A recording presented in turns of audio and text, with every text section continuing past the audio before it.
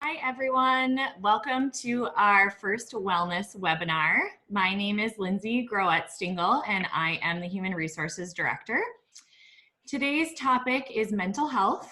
It has been a crazy few months, and we wanted to take some time to talk about mental health and get some advice from our expert, Julie Zaruba Fountain. Julie is a consultant, Dignitas faculty and wellness coordinator at the College of St. Scholastica. Julie received her BA in exercise science from the University of Mary, her MS in health, nutrition, and exercise science from North Dakota State University, and her MBA in change and leadership from the College of St. Scholastica. Over the past decade, Julie has empowered individuals to reach their full potential, teams to develop their strengths, and organizations to build well-being programs and policies. Thank you for joining us today, Julie. Thanks for having me. I also want to introduce our panel of NBC Managers. Joining us today, we have our Internal Audit Director, Diane Foss-Engstrom. Hello. Hi. Don Numi, our Chief Information Officer and Enterprise Risk Management Director. Our Deposit and E-Services Director, Troy Lambert, who is also our Physical Security Officer. Cindy Thine, our Retail Banking Director. And last but not least, we have Hannah Horman and Rachel Jacobson on the call, who are here today as tech support and moral support. Hannah is also the organizer behind this event, so thank you, Hannah. And thank you all for joining us today. The panel was asked to come prepared with some questions that they may have on mental health for Julie. So I will call on each of you one by one. Go ahead and ask Julie your questions and she will respond. And then everyone just feel free to jump in with any follow-up questions or comments before we move on to the next person. Are there any questions at all before we start? Nope. Okay, let's start with Don. Do you have a question for Julie? Sure. Hi, Julie. Hi, My question is regarding age and generation. Are there different needs based on those criteria, or is everyone basically built the same and needs that same type of encouragement and help from time to time?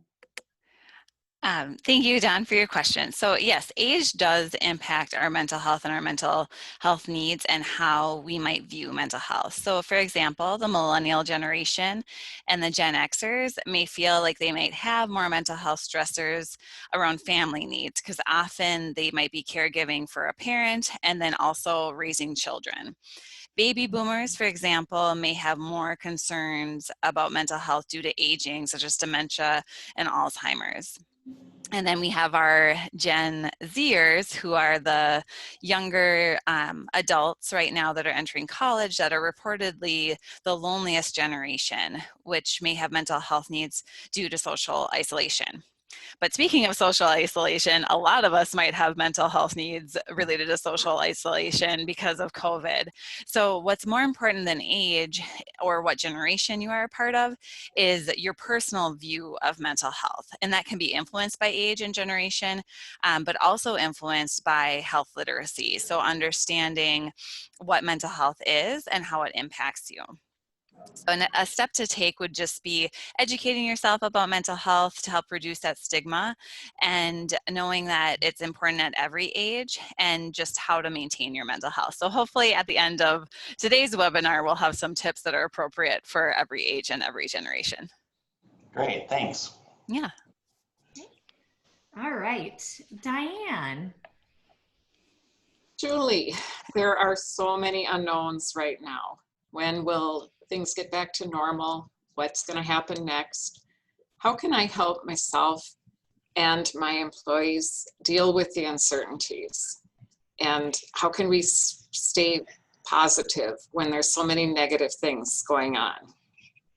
Yeah, that's a great question. And in answering your question, I'm going to default to information from the Centers for Disease Control. And an organization called CIDRAP, which is out of the University of Minnesota Twin Cities, and Mike Osterholm, who is an epidemiologist. And what he says is that even though this is really tough to hear, there is no going back to normal. There will be a new normal once we emerge from this, and it's going to take a while. So the best advice that I have is it's important to let go of what was. Now, this is definitely easier said than done. We're all dealing with this grief, I would call it. It is grief. It's a letting go of what was, and that is what grieving is. It's something is now over and ending, and now you have a new beginning. So my suggestion, and I'll probably come back to this several times throughout the webinar because it's so important, is to really focus on what you can control. What does your team have control over? What do you have control over? What does your family have control over? And then recognizing that we all are going to perceive this in a different way. Something that you perceive as stressful, someone else might not perceive as stressful. Something your team member may perceive as stressful might not impact you. So looking at that perspective and making sure that you understand that there are those differences is a really good first step. So there are some stressors. If I were giving a general talk about stress, I would say, well, try to avoid the stressor. In this case, you cannot avoid the stressor. It is going to be a part of your life at varying degrees. So what do we need to do to accept that this is a part of our life? So I would say if, for example, maybe you have some dear friends that are small business owners and you're concerned about their small business. So maybe it's encouraging other friends to purchase things from their small business. Maybe you're concerned about the food security of children, so children going hungry. So maybe you make a donation to a food shelf, or you, if you have the health and can social distance, you volunteer if you're comfortable with that at a local food shelf. Maybe you're feeling lonely, so you can control reaching out and phone calling a friend or a colleague. Maybe you're having some negative thoughts. What can you control about that situation? You can stop that negative thought and then repeat a positive thought.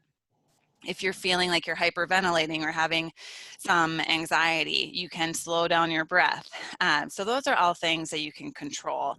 And really communicating with your employees and checking in with them frequently to see what their needs are and that they can voice those needs, and setting up that environment so that you don't get sucked into that negative cycle. So acknowledging this is a stressful time. There are a lot of things that are happening that are stressful, but what do you have control over in this situation? And worrying about something you don't have control of, it really isn't going to be productive. To take it on a positive spin, this is also an opportunity for a lot of growth. So maybe there are team members that their job tasks have changed a little bit, and maybe they have more room and opportunity to have some professional development.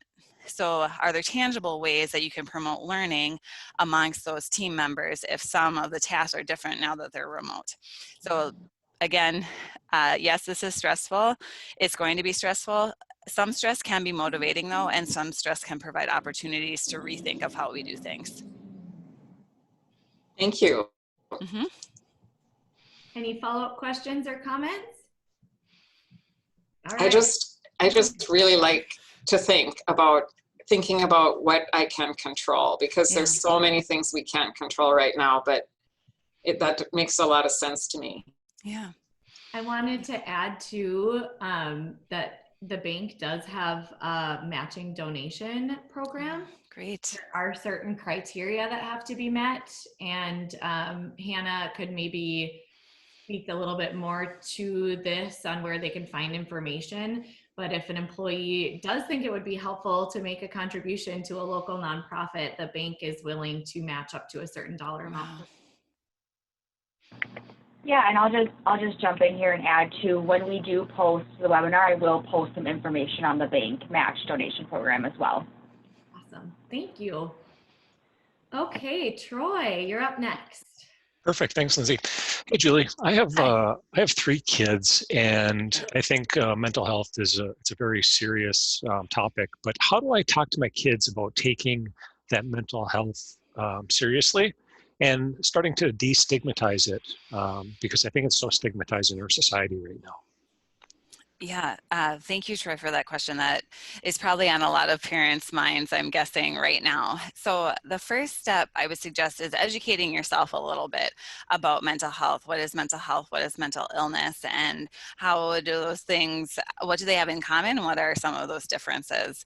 So there's a lot of really excellent resources. The American Psychological Association has a lot of good information.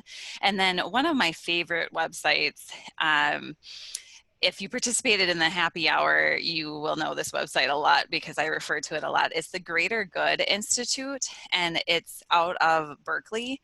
And they have a specific parent section that deals with different items related to mental health. So in general, a few tips I would say, if you're willing to have that conversation, that is a really big step, showing that you're willing to talk about it, because that in itself destigmatizes it, because it's not something that you're afraid of, and you don't need to be afraid of it.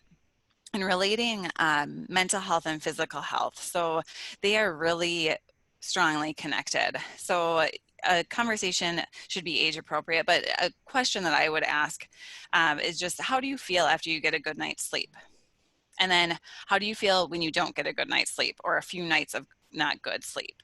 And then have them reflect on that. And that can help children see that there's a difference based off of your behavior. So how you feel is contingent on behaviors, and sleep is one of those really tangible examples that we can provide. So the other thing is just communicating in language that they can understand. So all of us have different levels of understanding of mental health terms, and making sure that it's really age appropriate and to their developmental level is good.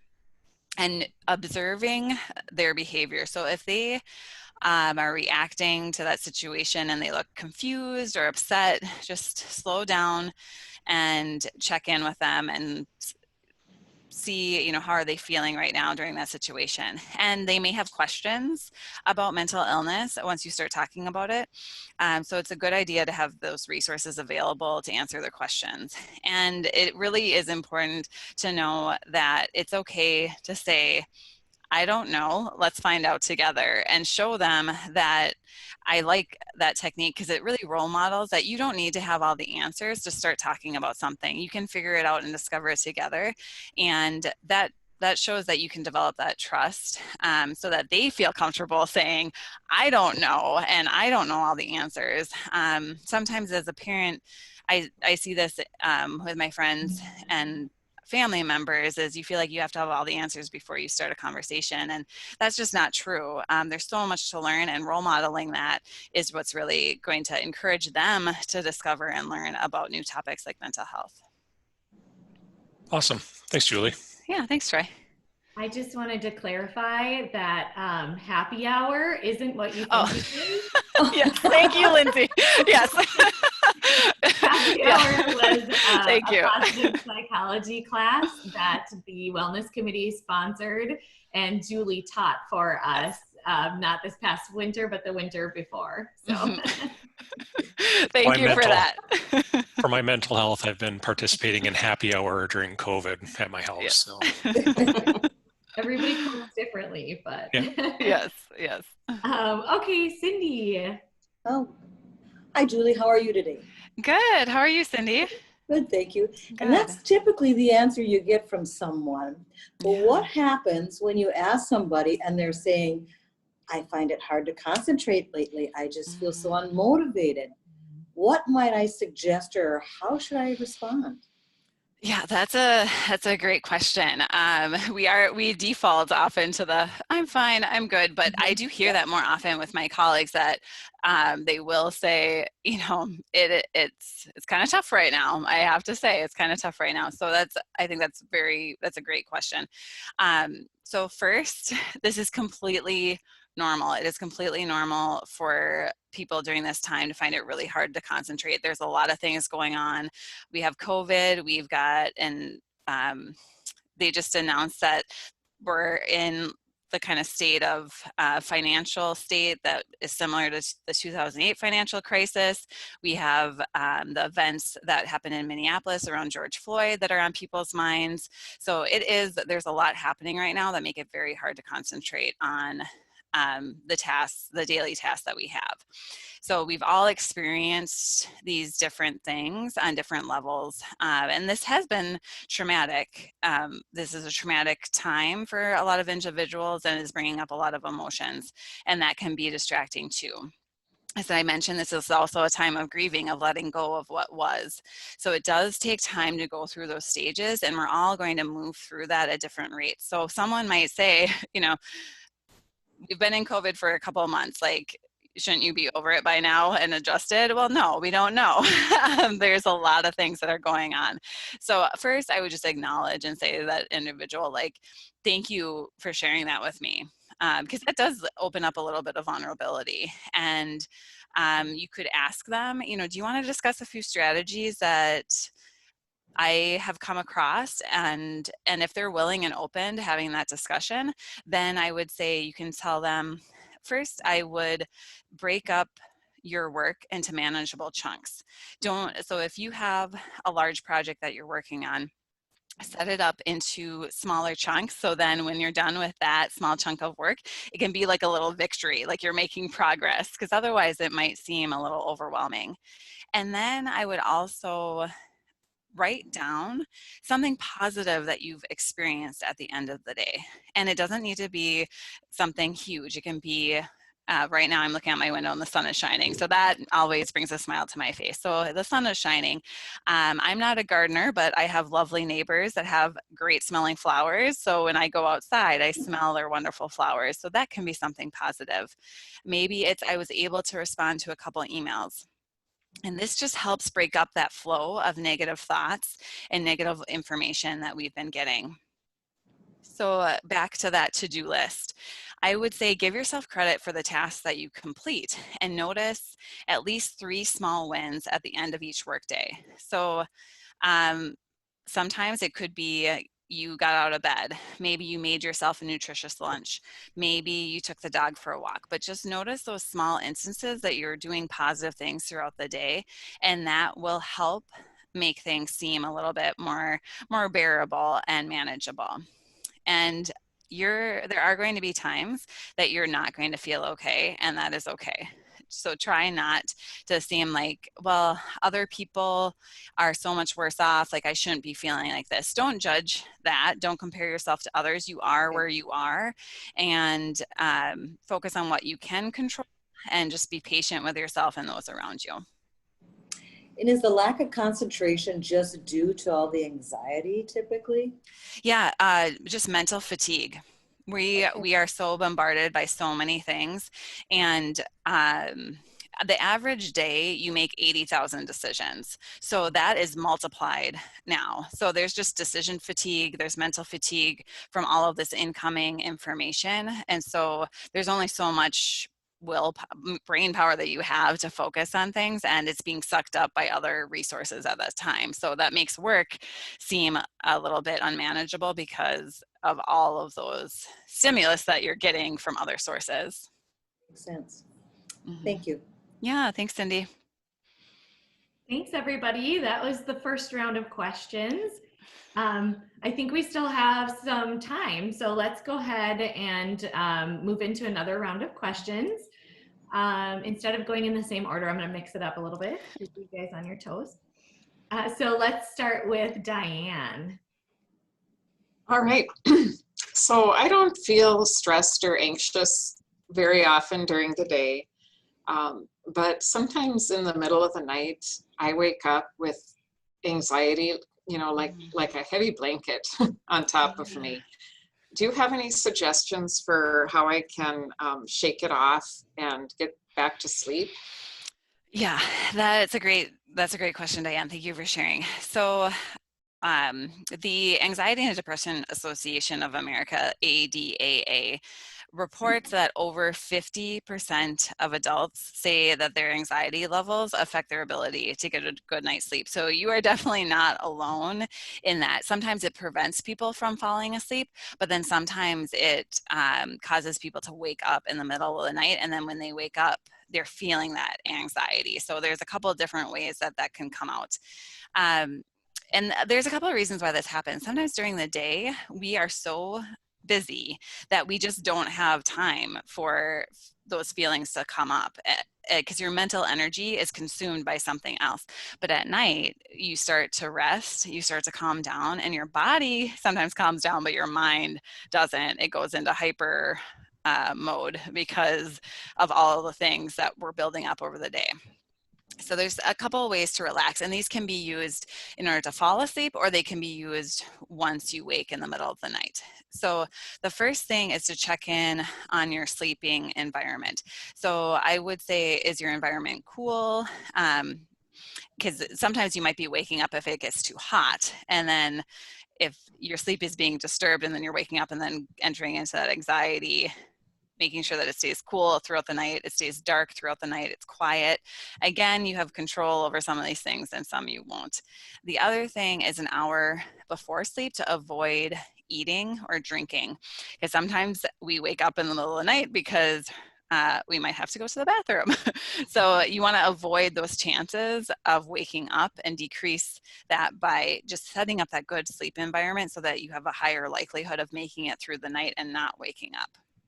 But if it happens and you are waking up with those feelings of anxiety, something you can do that works really well is, this is going to look funny because I'm going to demonstrate it, but just tightening up all of your muscles. So tighten up every single muscle, hold it for a couple seconds, and then relax.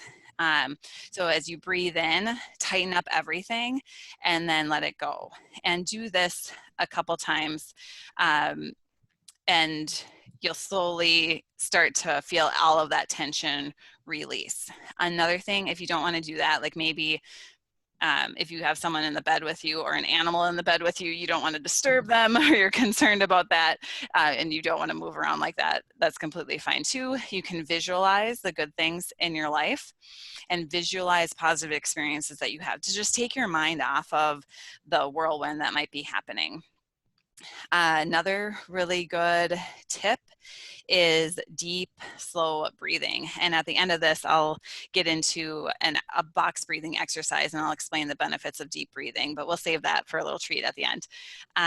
But thinking about when you take a deep breath in, say, in this moment, and then as you breathe out, say, I am okay. So you might be feeling that sense of threat. So that's what anxiety is. It's a perceived threat that we're reacting to.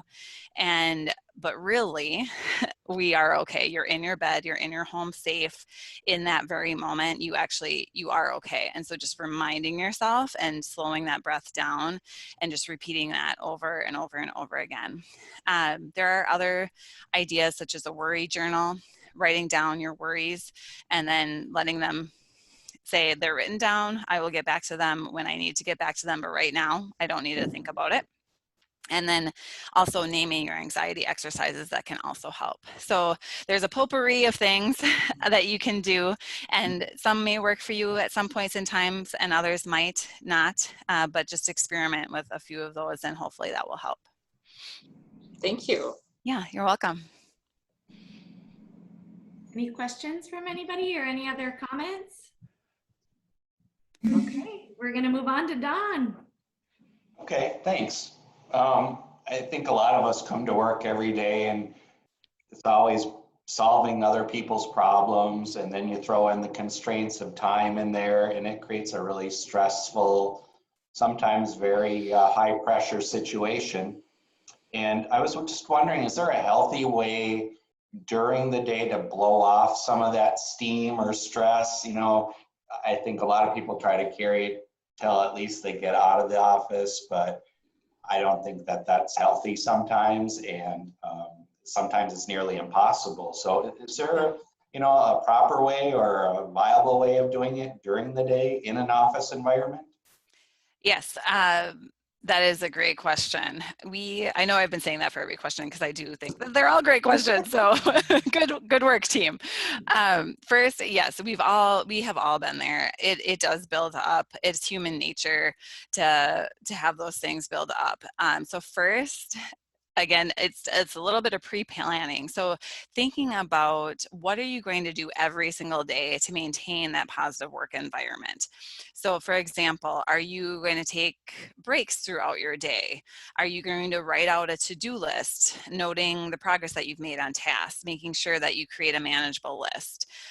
Maybe you can create a work playlist of music that you enjoy, or having something at your desk that reminds you of why you enjoy coming to work. So setting up that positive environment will mean that it increases that threshold that you have when it comes to getting frustrated. You build up those steps of resilience and you become more resilient to stress. So prevention is always the first step whenever I'm talking about this issue. But there will be times where there's only so much any person has to handle stress. So if it outkicks your coverage, make a plan about how you're going to handle that. So think about and write it down. Like, when I'm feeling frustrated, this is what I'm going to do. It sounds really silly, but it really actually works. So a lot of us in our houses, maybe with your kids, you have a fire plan. So if the house is on fire, we're going to meet by the big oak tree in the front yard. Like, it's that fire plan that you have in case of an emergency. So if at work you feel like you're going to lose it, write it down and say, when I have this feeling, I'm going to take a couple of deep breaths. So I'm going to breathe in through my nose and out through my mouth and repeat that 2 to 3 times. Or I'm going to take a 10-minute walk, preferably outside. And you're not going to focus on anything else but the steps that you're taking. Another thing you can do is put what you're angry about into perspective. So think about, is there another way to view this situation? Or ask yourself, what am I missing? And all of those things can help when you feel like you're feeling really frustrated. So creating that positive work environment around you should help negate some of those times where you're feeling really frustrated. Great. I think it's important to share with the staff that it's okay to do that. I don't know. I think some people may think that that's not appropriate. So these are great tips to kind of put that stigma aside as well. Yeah, absolutely. I think as managers, it's so important. I know I've had several different supervisors at Scholastica, and when my supervisor role models this behavior, it's really important, because saying it is one thing, like saying, yep, it's okay for you to take a vacation day, or it's okay for you to take that 10-minute walk, but then I don't see anyone else in the office doing it. It kind of is a mixed message. So saying it and doing it is really important. Great. Thank you. Yeah, thank you, Don. Awesome. Thank you. Cindy. Okay. How or what can I do to alleviate feeling that mental and emotional exhaustion? Are there exercises perhaps that you can suggest? And with me, are there foods to avoid? Things like that. Or to eat. Yeah. Or to Yeah. eat. Yeah. So first thing is, yes, mental fatigue is really real. We've talked about that a little bit throughout the webinar. And I would say there are exercises you can do and foods to avoid. But above and beyond that, I would say a lot of the fatigue has to do with the amount of decisions we have to make each day. So I know with myself, I used to not have to really think about this is just kind of a simple example, but my lunchtime meals, for example, like I'm now cooking 3 times a day, whereas before I never really had to do that. And so just those extra little steps, I don't have children, but for my friends and family members that have children, like, you're now playing this role that's different. So all of those additional decisions are going to take a toll on you. So the first step that I have is getting physically organized. And I mean that literally, like your office space, your home space, is try to get organized so that you don't have to make those decisions about where something is or having to find something, that it just makes it a lot easier throughout the day, so that you're not wasting your mental energy on something that doesn't need to be wasted on, that you have things set up in a way that makes them easy to access and organized. Then I would also say working on those systems that help you permanently reduce your stress. So again, that mental exhaustion comes from all those extra decisions that we have to make. So have backups in place for where you can. So maybe on a Zoom call, you're on a Zoom call. Maybe you have a phone number that you can call if you drop out of the Zoom call. So that's a backup, and that way you're not flustered if the internet goes out when you're on an important call. You know that there will be a backup or a plan B. You can keep extra charging cords around. So if your laptop starts to go down or your cell phone starts to go down, you know immediately where that cord is going to be. I haven't been driving, but if you are driving, having extra cash in your glove compartment in case you need it for emergencies. Or if you have important documents, having printed copies of those documents, making checklists of those activities that you do on a daily basis so that you don't need to think about it. It's just already done. So like the marketing team, for example, might have a checklist of who they need to reach out to every single time they're doing a new project. I don't plan on traveling, but if this were a normal summer, I'd be traveling most weekends and doing 3-day weekends. And so I have a traveling checklist of everything that I like to bring with me, and it's ready to go. And I don't need to think about it. I just can go and find those things. So tackling those systems will help reduce that mental fatigue. So to get to your specific question about diet and exercise, so I would promote a well-balanced diet. So what does that mean? That means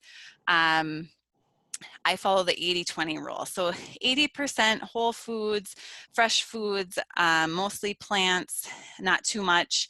And then 20% maybe of foods that wouldn't fall into those categories. So you don't need to be 100% on any sort of diet plan, but try to have that well-balanced approach. Fruits and vegetables, we're kind of in an Arctic growing season up here, so we don't always have access, but the fresh fruits and vegetables are starting to come out, and so taking advantage of that is really key, and that's going to make you feel better. Foods to avoid: excess alcohol, excess caffeine. That's not going to be helpful for sleep, and it can get you kind of jittery throughout the day. So the other part about exercise, so find something that you enjoy. Maybe it's hiking or biking or kayaking. There's so many different activities in the Northland that we can do. Taking a walk around your neighborhood, if you feel safe doing that, is a great idea. So just finding those foods you enjoy that are whole foods and finding those activities that you enjoy. So Cindy, do you want to share any activities that you like to enjoy? Mowing my lawn and gardening. Oh, wonderful. Yes. So yeah, that's great. So you get to beautify your property and take care of some physical activity. Those are wonderful examples. Thanks for sharing that. Thank you. Hannah, I just wanted to check in with you to see how we're doing for time. Yeah, so I think we've been on for about half an hour. So Troy, do you want to just do one more question and then we'll let Julie wrap up with the surprise? Yeah, for sure. I can do that. Cool. Host Lindsay, is that okay? Yes, absolutely. Awesome. Cool. Julie, just so everybody out there knows, if they're not sure who they can call when they're feeling overwhelmed, things are getting tough, and they just need to reach out to somebody. What are some ways or places that they can reach out to? Yeah, again, a great question. For people that live in Minnesota, there is a 211 United Way number, and it's also a website. So 211unitedway.org is a website you can go to, or you can dial 211, and it's free confidential health and human service information, and they are available 24/7, and they can connect you to the resources you need. And they're friendly folks that are here to help. There to help. And Wisconsin has the same thing. So Wisconsin, the website is different though. Wisconsin, the number is 211, but it's 211wisconsin.communityos.org.